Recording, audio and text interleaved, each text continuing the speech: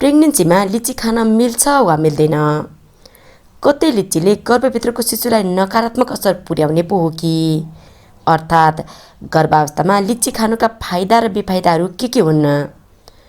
प्रेग्नेन्सीमा लिचीका विषयमा डिटेलमा इन्फर्मेसन प्रस्तुत गर्दैछौँ।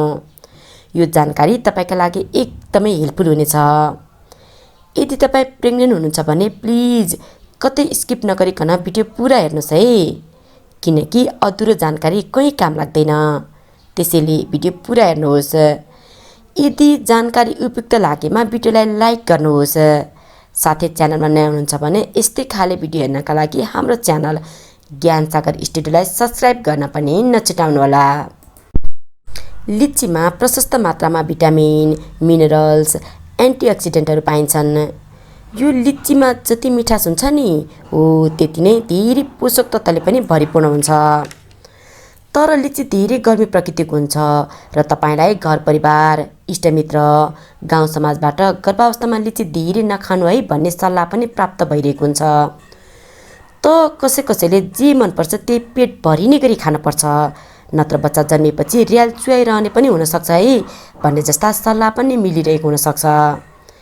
त्यसैले अब प्रेग्नेन्सीमा लिची खानुका बेफाइदाहरू सबैभन्दा पहिले जानौँ। नम्बर 1, लिची एकदमै गर्मी प्रकृतिको फल भएकोले सकेसम्म प्रेग्नेन्सीमा नखानलाई नै राम्रो मानिन्छ, किनकि यसले शरीरमा गर्मी बढाउन सक्छ र विभिन्न समस्या निम्त्याउन पनि सक्छ। जस्तो कि घाँटीमा प्रब्लम हुनसक्छ, शरीरमा सुक्खापन बढ्न सक्छ, ओठमा बिमिरा वा घाउ आउन सक्छ र धेरै मात्रामा लिची खाँदा कहिलेकाहीँ त ज्वरो पनि आउन सक्छ।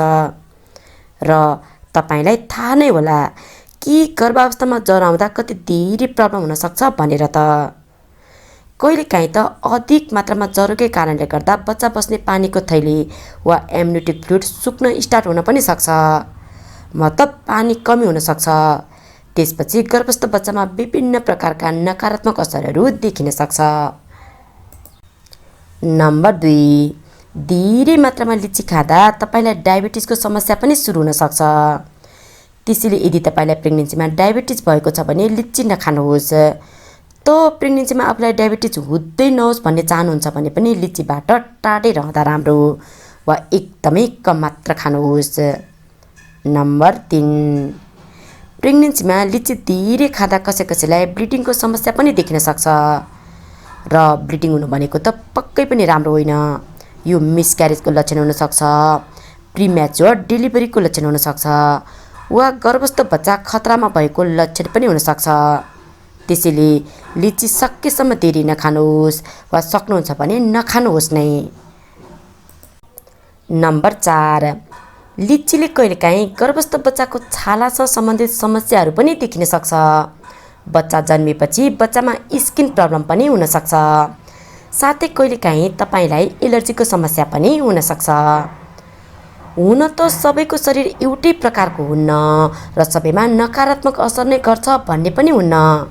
कसैलाई धेरै खाँदा पनि खासै नेगेटिभ इफेक्ट नपुर्याउन सक्छ, त कसैलाई थोरै मात्रामा मात्र खाँदा पनि विभिन्न समस्याहरू देखिन सक्छ।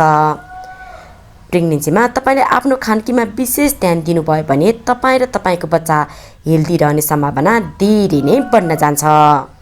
र यति धेरै बेफाइदाहरू छन् भन्ने जान्दै पनि तपाईँलाई प्रेग्नेन्सीमा एकदमै धेरै लिची खान मन छ भने आफ्नो डाक्टरसँग एकपटक सल्लाह अवश्य पनि गर्नुहोस्। यदि डाक्टरले तपाईँको प्रेग्नेन्सी नर्मल छ र लिची खान मिल्छ भन्नुभयो भने खानुहोस्, तर एक दिनमा 1-2 दाना मात्र। एक दिनमा 1-2 दानाभन्दा बढी लिची नखानुहोस्। अहिले प्रेग्नेन्सीमा खासै समस्या छैन भने पनि पछि समस्या नदेखिएला भन्न सकिन्न। त्यसैले बी केयरफुल। अत आज हामीले प्रेग्नेन्सीमा लिचीका विषयमा तपाईँलाई जानकारीहरू प्रस्तुत गर्यौँ। तपाईँलाई हाम्रो यो प्रस्तुति कस्तो लाग्यो? कृपया सल्लाह, सुझाव र प्रतिक्रिया दिन नबिर्सनुहोला।